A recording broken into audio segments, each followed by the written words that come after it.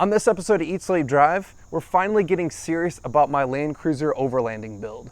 We're going to start off with some mud terrain tires from Cooper Tire, and I'm going to install them and give you guys my on-road impressions today.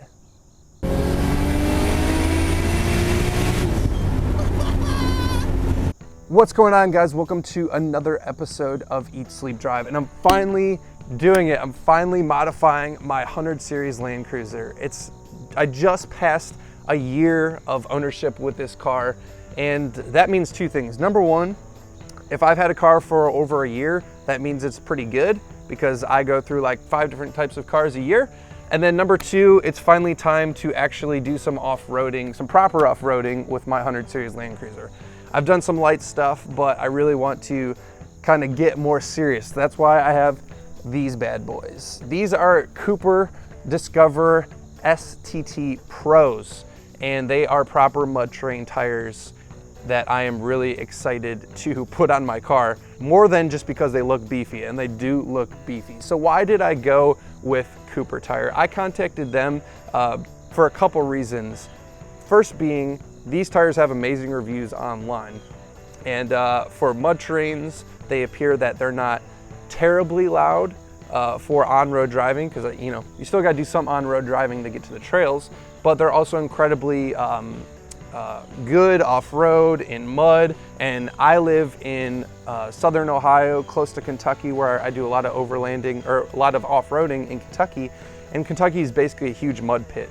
So mud terrain tires are a must for me, in my opinion. So they have great reviews. The second reason is they're made in the USA, and they're actually an Ohio-based company. They were founded in Ohio. Findlay is where they're based out of, their headquarters. Now they do have plants all over the US where they make these tires, but they're all made in the USA, so I think that's pretty cool. The other thing that I think is really cool about Cooper Tire is they have been and are sponsoring the American Rally Association Rally Series. That's, if you guys have ever seen Launch Control, the Subaru YouTube channel covers all that series. They are pouring money into the American Rally, and I think that's really cool. Like, I love rallying, and I think companies that support rallying, we should also support. So those are a couple reasons that I decided to go with Cooper. Now, more specifically on these tires, these are 285/75/16s. And for a 100 Series Land Cruiser, that's about the max tire size you can do without lifting the vehicle. So they're about 33-inch tires. That's the overall height when you calculate it out. And once again, that's basically the max tire that you can put on these cars stock. And that's what I want. I want the max tire stock without lifting it. Now, the other thing is I ended up going with mud terrains, obviously. In the past, with my previous Land Cruiser, I put all terrains on it from a competitive manufacturer, and I was less than impressed, once again, with the roads that I was on. They had pretty good on-road capability, but once you got in like mud, they just packed up with mud, and they really weren't super effective. So I've just decided to go all out with the mud terrains, and hopefully that's not a big mistake. So here's what we're gonna do today. Gonna go get these tires installed. I'm gonna give you guys my impressions, but we're also gonna do something slightly scientific. I already went and took a video of what the stock wheels and tires sound like at highway speed, and then I recorded it with a decibel meter. And once I get these installed, I'm gonna do the same thing. So I'll show you guys the decibel meter output of once the tires are on, because people are always like, well, mud terrain tires are louder than stock tires, but like, how much louder are they? It's really hard to quantify that, right? So we're gonna try and quantify it with the decibel meter, and then I'll give you guys kind of like my impressions of the handling and how much I think that decibel reading equates to as far as how much louder it actually is, in my opinion. So, long-winded start, but let's first go get these tires mounted and balanced, and then throw them on the car.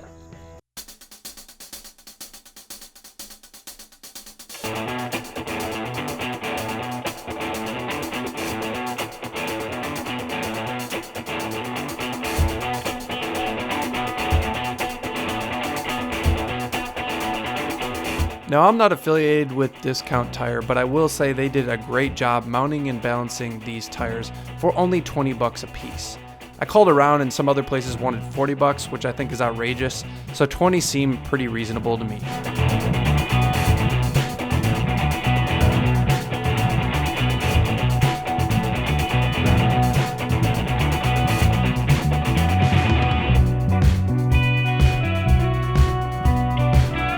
Pro tip, there's a tool in your rear toolkit which makes getting the center hubcaps off pretty easy.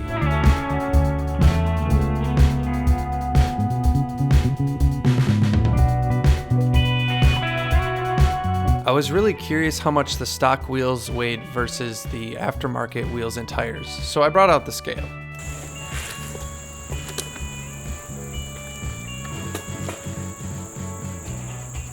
$84.8 pounds.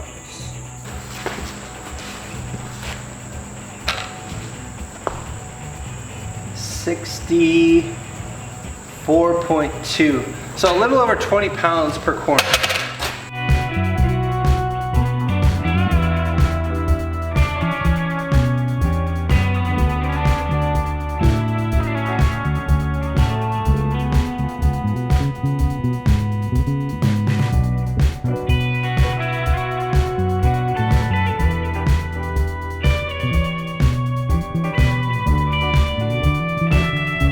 With all the wheels and tires on, it was time for the unveil.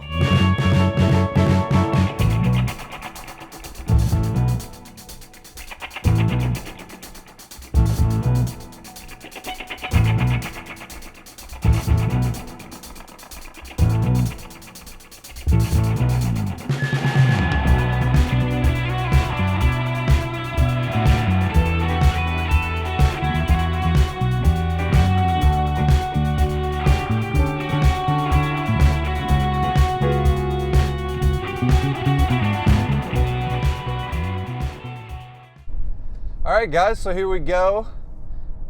What I'm going to do here is jump on the highway and show you guys how loud these tires are with my decibel meter and give you guys kind of my impression of what they're like at highway speed. Now I've already done this test with the stock tires, so I have the baseline, which was 73 decibels.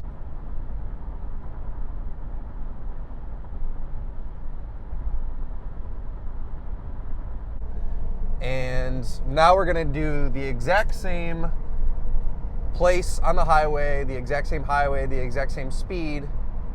And I'm just gonna shut up here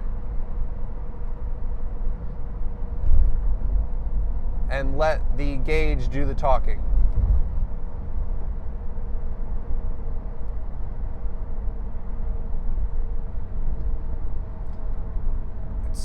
It's like not really any louder at all. 75 decibels.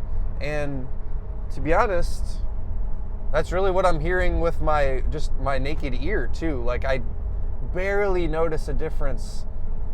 Mostly just a different tone, more so than just a actual louder tire. They just like kind of have a different tone to them, but these are not bad at all. Now granted, they're brand new, and I'm curious how they're gonna wear, and I'll update you guys in the comments below. But I'm gonna make sure that I am rotating these every time I change the oil and make sure they're getting even wear and stuff like that. But right now, I am very impressed. And then the other thing that I was concerned about is that with mud terrains, they're really hard to get like balanced and stuff like that. And these are great. They're probably better balanced than the stock tires that I had on there. The car doesn't pull any direction. There's zero shake in the steering wheel, better than the stock tires. So very happy so far. Now I've just started driving on these tires, and these are my first impressions. So I got a bunch of errands to run today. I'm gonna do those errands. I'm gonna run those errands, and then I'll jump back on and give you guys kind of my final thoughts after spending, I'll probably put 75 to 100 miles on the car today.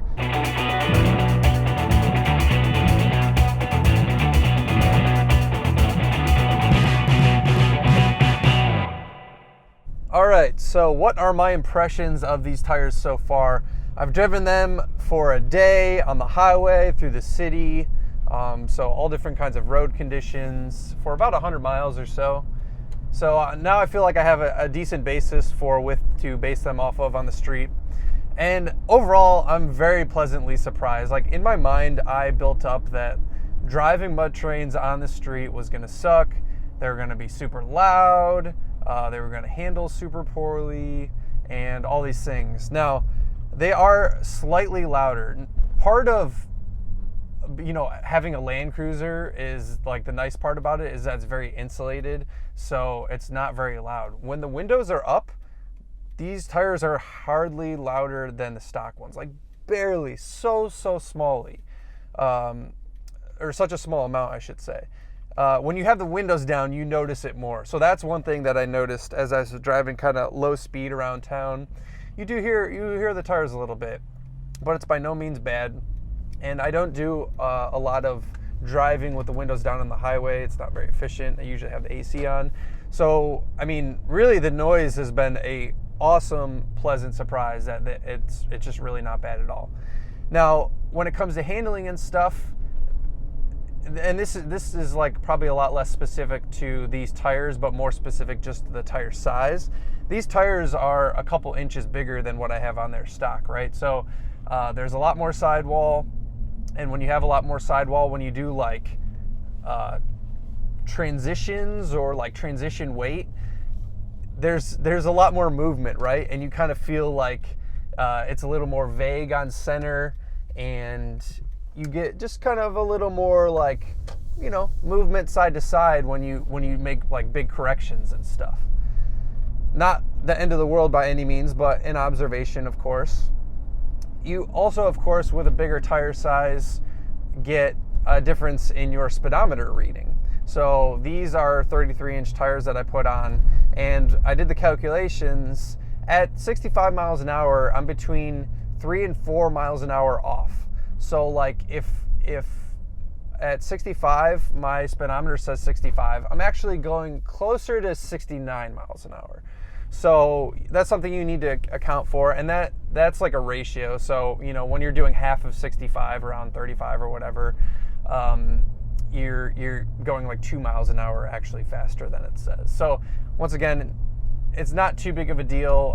There are ways you could recalibrate your speedo if you're worried about something like that, but it's not enough for me to really.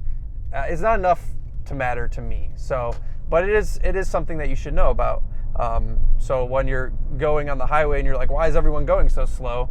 Once again, 4 miles an hour, you're going 4 miles an hour faster than you think you are. Now, as far as acceleration and deceleration or braking, I haven't noticed a real big difference in the acceleration, which I'm kind of surprised about, because these wheels and tires are about 20 pounds heavier than the stock stuff. Probably mostly because this is just a V8 and it has plenty of power. If it was a older Land Cruiser that just had the 6-cylinder, maybe you'd be a little more worried about it, but it's very, very minor in the performance hit that I'm taking on acceleration.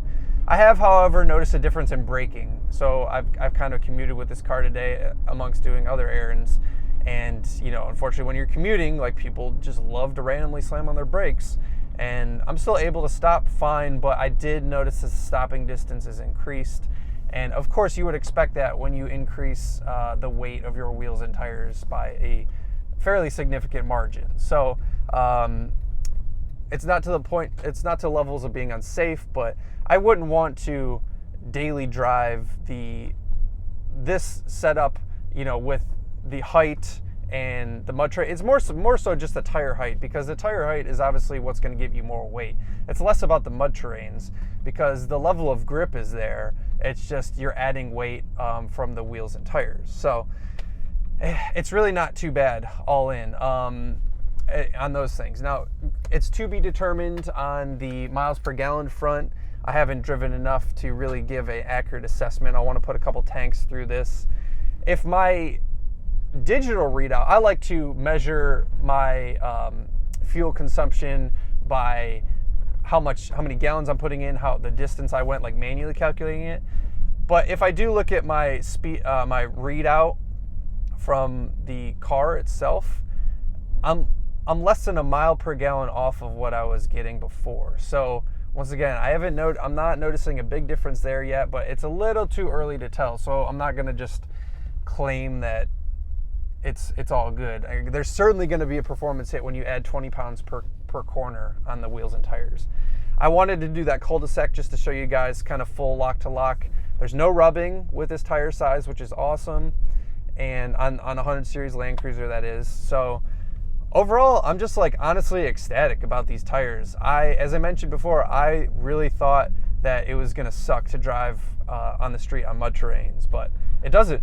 And I kind of wish I would have got these sooner, to be honest. So what you want to stick around for is obviously the off-road performance of these tires, and I'm going to be doing that in an upcoming episode, so make sure you subscribe for that, and I'll keep you guys updated on how they wear, once again, the miles per gallon, all that kind of stuff on future episodes of the channel. So I hope you guys enjoyed the video. Thanks to Cooper Tire for providing these things. They're friggin' awesome.